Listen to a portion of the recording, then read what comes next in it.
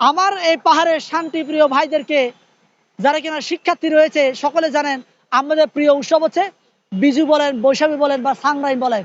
এই উৎসবে ছুটির দিন না রেখে এই এসএসসি পরীক্ষার্থীদের রুটিন তৈরি করা হয়েছে। আসসালামু আলাইকুম। আপনারা সকলে জানেন আমি সমসাময়িক বিষয়গুলো নিয়ে নানাভাবে কথা বলছি এবং বাংলাদেশের পক্ষে কথা বলার চেষ্টা করছি এবং বাংলাদেশের বিপক্ষে যারা কথা বলছে, বিশেষ করে ভারতের তাবেদারি যারা করছে, ভারতের দালালদের বিপক্ষে কথা বলার চেষ্টা করছি। তারই একটা ধারাবাহিকতায় আমার কাছে একটা তথ্য এসেছে যে আমার পাহাড়ের যে সমস্ত ভাইরা আছে, আপনারা সকলে জানেন দীর্ঘদিন ধরে আমার এই পাহাড়ে অশান্তির বিরাজমান রয়েছে। এই অশান্তিকে টার্গেট করে, এই অশান্তিকে পুঁজি করে কিন্তু ভারত এতদিন ধরে বাংলাদেশকে তার নিয়ন্ত্রণে রাখার চেষ্টা করেছে। আপনারা সকলে জানেন লাল বাহিনী বলেন, মুক্তি ফোর্স বলেন, এই সমস্ত বাহিনী বাংলাদেশের 61 জেলা থেকে উৎখাত করতে পারলেও আমার এই 3 জেলা থেকে আমরা তাদেরকে নিশ্চিহ্ন করতে পারি নাই। তারই ধারাবাহিকতায় আমার এই পাহাড়ে আজও উশৃঙ্খল আপনার অশান্তি বিরাজমান রয়েছে। আমি বলি এই যে 2024-এর সরকারও কিন্তু আমার এই পাহাড়কে অস্থিতিশীল পরিস্থিতি তৈরি করার জন্য কিনা আমি জানি না, এটা ভারতের হাত আছে কিনা। আমি এরা আমার এই পাহাড়ের শান্তিপ্রিয় ভাইদেরকে যারা কিনা শিক্ষার্থী রয়েছে সকলে জানেন আমাদের প্রিয় উৎসব হচ্ছে বিজু বলেন, বৈশাখী বলেন বা সাংরাইন বলেন। এই উৎসবে ছুটির দিন না রেখে এই এসএসসি পরীক্ষার্থীদের রুটিন তৈরি করা হয়েছে। আমি এটা তীব্র নিন্দা জানাই। আমি মনে করি এই রুটিন পরিবর্তন করা উচিত। কেন? এটি করে আমার পাহাড়ি ভাইরা যারা কিনা যারা শান্তিপ্রিয় ভাই আছে এরা ক্ষুব্ধ হয়ে যাবে এবং এরা আবার উশৃঙ্খলতা তৈরি করার জন্য সুযোগ দিবে। এক্ষেত্রে সুযোগ নেবে ভারতের এবং আরএসএস।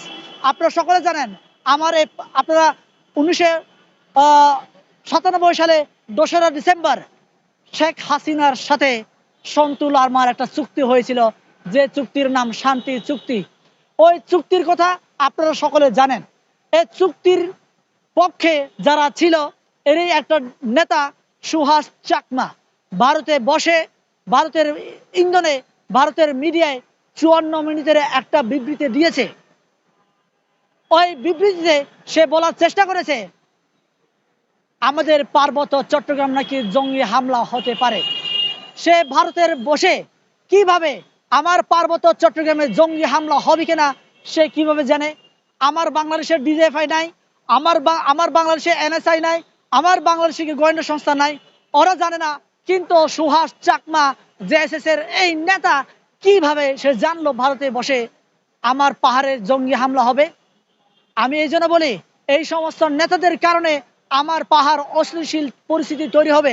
এরই একটা সূত্র আমি মনে করছি এই 2025 সালের এসএসসি পরীক্ষার রুটিন। এই রুটিনে আমি মনে করি প্রতি বছর যতগুলো রুটিন হয়, যতগুলো পরীক্ষা হয়, এই দিনটাকে ছুটির দিন হিসেবে রাখা হয় যাতে করে আমার এই পাহাড়ি ভাইয়েরা এই উৎসবটি উদযাপন করতে পারে। কিন্তু দেখলাম এই উৎসবটির দিনে ছুটি রাখা হয়নি। আমি মনে করি এটা তীব্র নিন্দা জানাই এবং প্রতিবাদ করি।